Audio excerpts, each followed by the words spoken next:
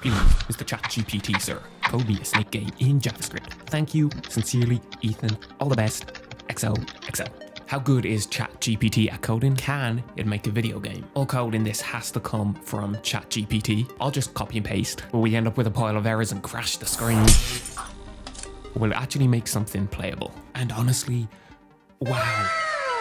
A few seconds later, ChatGPT has outputted a load of JavaScript faster than any human can do. And it's even commented on the code. And that makes it better than 90% of us programmers out there. The only question is, did it work? For that, we need some HTML for the JavaScript to go in. Let's see if we can get ChatGPT to do that for us too. Copy and paste it into Sublime and save it and see if it runs. That is incredible. A working game of Snake in a matter of seconds. I am impressed, but I think we can do better. First things first, it's kind of small. So let's make it bigger. That's what she said. Asking ChatGPT what to do. Easy answer. Just changing the scaling. And now we have a larger version. But we're not done yet. Let's make it harder. That's what she said too. To make the Americans happy, let's add some walls. More walls everywhere. What happens if we ask it to add in some random generated internal walls? That was easy enough. It just tried to add it into the existing code, but I had to prompt it to continue there because there seems to be limits to how much it can output in one go. It's very tricky to get it to continue the code and not just start again from the top of it. You have to get very specific with your instructions to it. Just like asking a man to do anything. Ladies, listen up because you're gonna need practice for your husbands in the future. Okay, let's take things to the next level. Can it get even harder? That's what she said. What's better than one snake? More snakes. Now this took many tries where we were running into issues with the limits of ChatGPT. We could never output the code in full.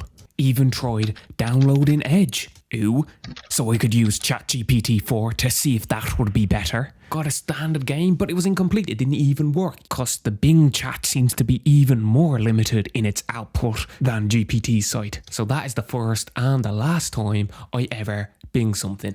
Eventually figured out you have to ask it for code in steps and not just try and get the output all in one go. Get it to tell you what steps are needed and then give me the code for each step separately. But now it starts getting confused with itself. I was asking about the problems that it was having and it would output solutions but then give me code in a completely different language. I got Python, I got Arduino code. Like, what is going on? That's like asking somebody a question in English and they reply to you in French. I tried to get it itself to realize that it was in the wrong language, and eventually it would figure out it is, but then still insist that we're working in Python, even though everything else has been in JavaScript. So trying to argue with it is pointless. Just like trying to argue with a woman. Best to just tell it it's wrong and ask very specifically what you want, which is something that you don't want to say to a woman. After many failed attempts, it took me several evenings working on this. I finally gave up on it being able to fully debug the code itself. So I used snippets of the code it had produced from different parts and the solutions it was giving me, and then copied and pasted it around to make the AI multi-snakes work. Automatically seeking food. It's its own code. I just had to put it in the right place. Copy and paste in the player snake multiple times and then changing their inputs to be in the AI controlled.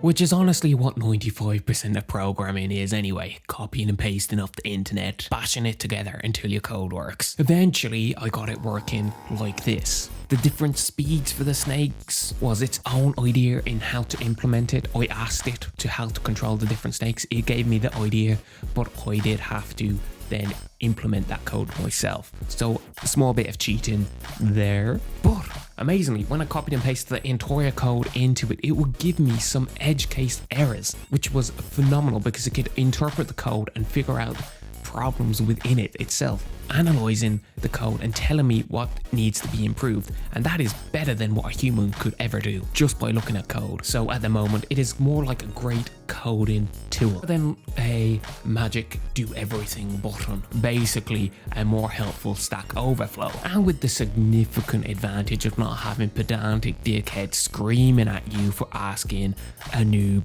question on the internet when you're just trying to learn. But I do think if you don't know code to begin with, you're gonna struggle to really use this effectively.